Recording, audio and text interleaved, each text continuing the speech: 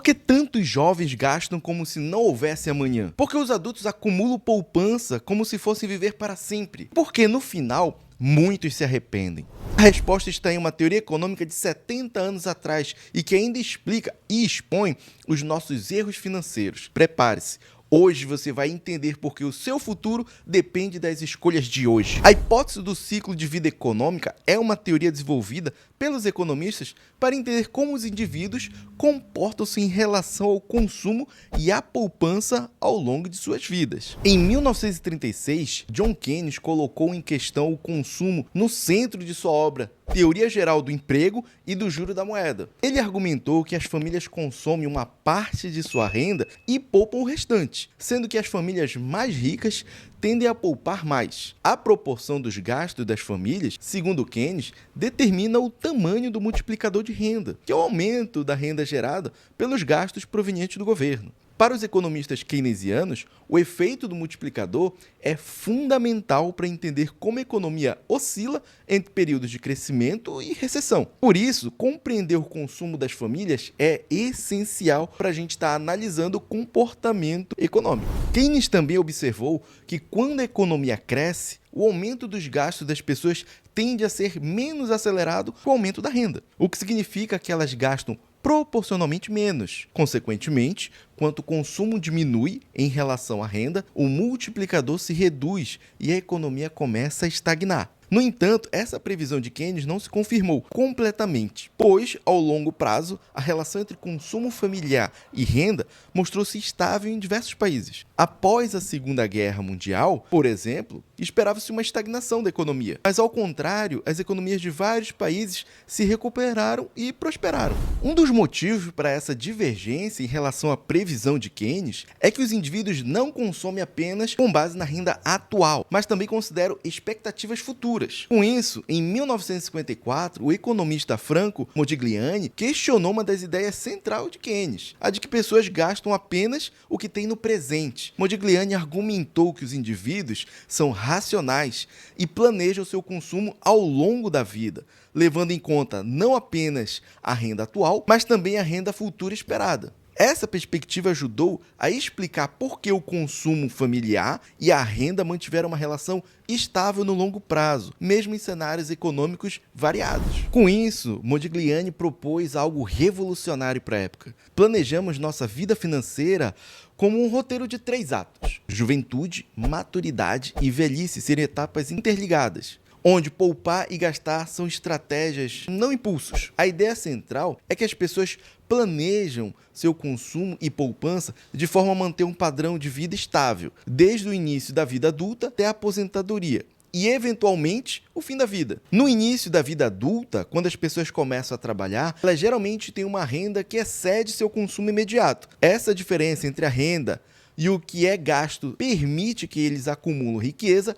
poupando parte de seus ganhos. Essa poupança é crucial para os investimentos futuros, como comprar uma casa ou financiar a educação dos filhos. À medida que as pessoas envelhecem e se aproximam da aposentadoria, elas continuam a poupar, mas o foco pode mudar para garantir que tenham recursos suficientes para manter seu padrão de vida, quando não estiverem mais trabalhando. Durante a aposentadoria, a renda geralmente diminui e as pessoas começam a consumir a riqueza que acumulavam ao longo dos anos. Esse processo é conhecido como despoupança. Vamos decifrar esse comportamento nesse gráfico. Primeiro, na infância e na adolescência, ali até os 20 anos de idade, é a fase onde as pessoas são dependentes dos pais ou responsáveis. É um período de aprendizado, onde se começa a entender o valor do dinheiro e a importância de se planejar o seu futuro. Já na juventude, que é a idade ali entre 20 e 45 anos, começa a independência financeira. É o momento de poupar e investir, e assumir os riscos calculados para crescer o seu patrimônio. Também é hora de estabelecer metas, como comprar uma casa ou viajar. Depois, no período entre 45 e 65 anos, já é uma fase de consolidação do patrimônio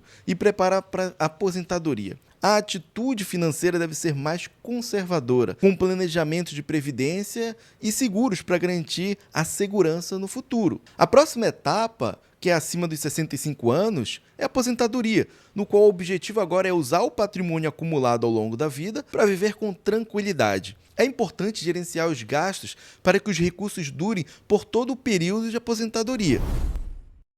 Vamos modelar matematicamente esse problema da teoria do ciclo de vida econômico. O nosso objetivo agora vai ser maximizar a utilidade total do consumidor ao longo de sua vida. Para isso, vamos atribuir a função utilidade desse consumidor sendo o log natural do consumo, que é esse log natural do CT, que é o consumo do indivíduo ao longo de sua vida. Vejam que essa proposta ela dá origem a uma utilidade marginal decrescente. Ou seja, quanto maior o consumo, menor a utilidade marginal. Esse termo exponencial de menos PT ele vai ser um fator de desconto, dado que esse valor P ele é a taxa de desconto que a gente vai estar utilizando como preferência temporal. Ou seja, o quanto esse consumidor prefere estar usufruindo de sua riqueza no presente em detrimento do futuro. Quanto maior essa taxa de desconto, mais o consumidor indica que tem preferência em estar consumindo a sua riqueza no presente em função do futuro. Por outro lado, então se essa taxa de desconto for baixa, então ele está priorizando mais a riqueza futura do que está consumindo no presente. Essa integral começa de zero, que é o início da vida, e vai até esse T maiúsculo, que vai ser o horizonte de tempo, que seria o início de sua vida até a sua morte. Agora temos que trabalhar com a restrição orçamentária, que é a dinâmica da riqueza acumulada. Vejam que a taxa de variação da riqueza, dado por esse K, que é o estoque de riqueza, no instante T, ele é igual ao W, que é o salário constante do indivíduo, mais R vezes K, que R é a taxa de juros, retorno sobre a poupança, menos o C, que seria o consumo. Então, a variação que a gente vai ter no estoque de riqueza, ele é dado pelo salário constante que recebemos a todo mês, mais o rendimento que teremos da riqueza do mês anterior ou do ano anterior, menos o que nós gastamos com o consumo.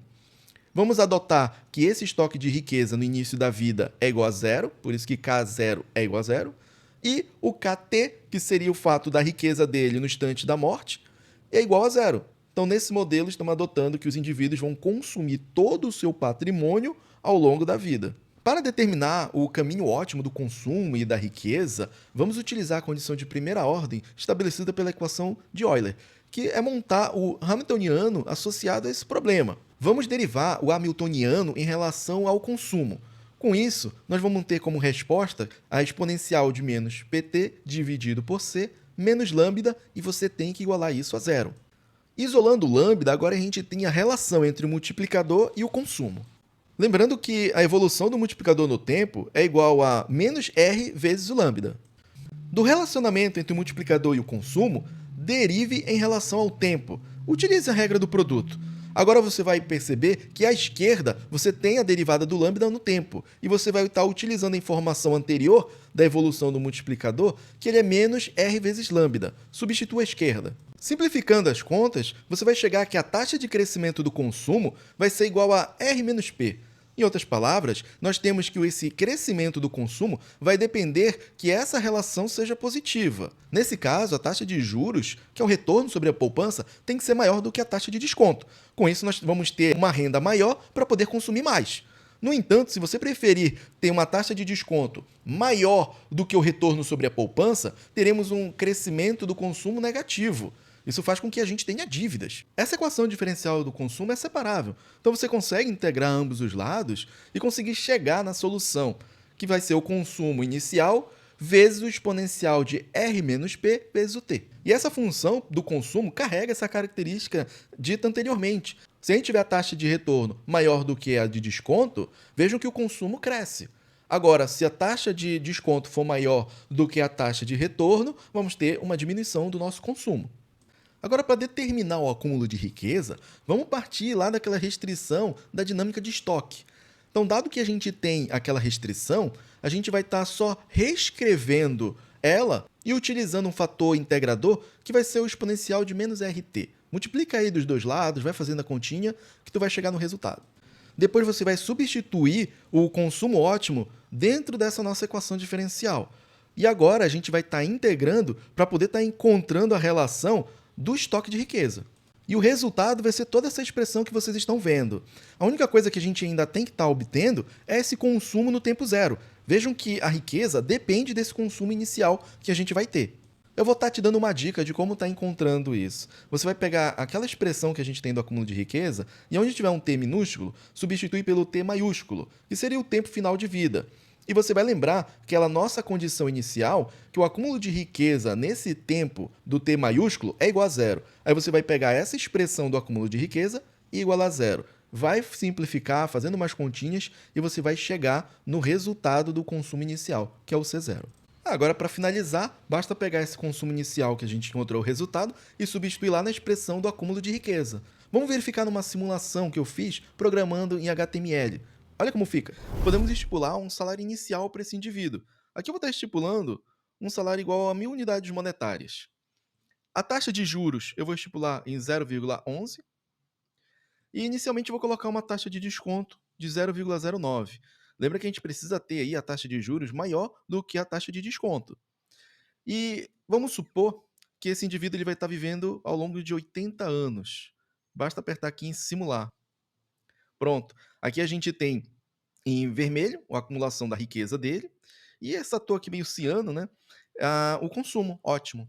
Verifiquem que isso aqui bate exatamente com a parte teórica que a gente abordou anteriormente.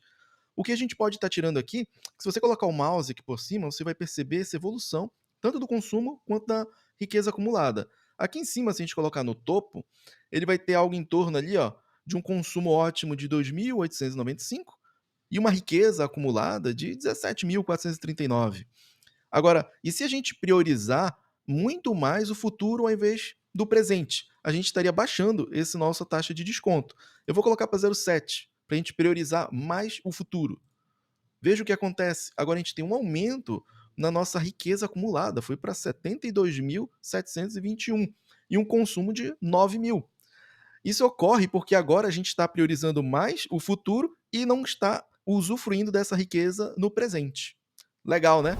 E quais são os acertos dessa teoria que ela é impressionante? Ela explica porque as nações com populações mais idosas têm taxas de poupança bem altas. Mostra também que a poupança não é só sobre disciplina, mas sobre antecipar necessidades futuras. E essa teoria também influenciou políticas públicas, como a criação de sistemas de previdência social, ou seja, é mais útil do que você imagina. E agora as suas falhas. A previsão é impossível. A teoria assume que sabemos o futuro, mas e as crises, as doenças ou as mudanças na carreira? Lembrem da pandemia. Outro caso é a desigualdade ignorada. Quem vive com renda básica mal cobre o presente, quanto mais planejar um futuro. O comportamento humano. Estudos mostram que priorizamos o prazer imediato. E é aí que o planejamento perfeito vai por água abaixo. Hoje a teoria é atualizada por duas visões. A economia comportamental, que vai mostrar que somos emocionais, compramos por impulso e subestimamos os riscos. O outro são restrições práticas. Nem todos têm acesso a crédito ou educação financeira. Para muitos, esse ciclo aí é uma espiral de dívidas. E aí, qual é a lição que fica? Entender o ciclo de vida é o primeiro passo para quebrá-lo, seja ajustando suas economias, buscando uma educação financeira ou pressionando por políticas melhores. Então, o que você vai fazer agora? Comentar aí qual é o seu maior desafio nesse ciclo. E não esqueça de se inscrever e de me seguir, porque dominar a economia é a melhor forma de hackear o seu futuro.